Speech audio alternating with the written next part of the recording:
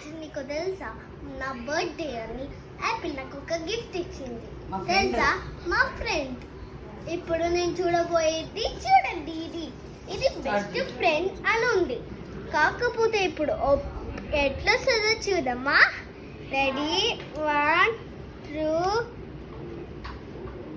3 I think అని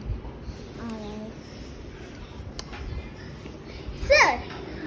ఇప్పుడు ఇది ఇలా కూడా అనొచ్చు. మనం చూడండి ఇప్పుడు నేను ఇట్లా వంట చేసేస్తాను.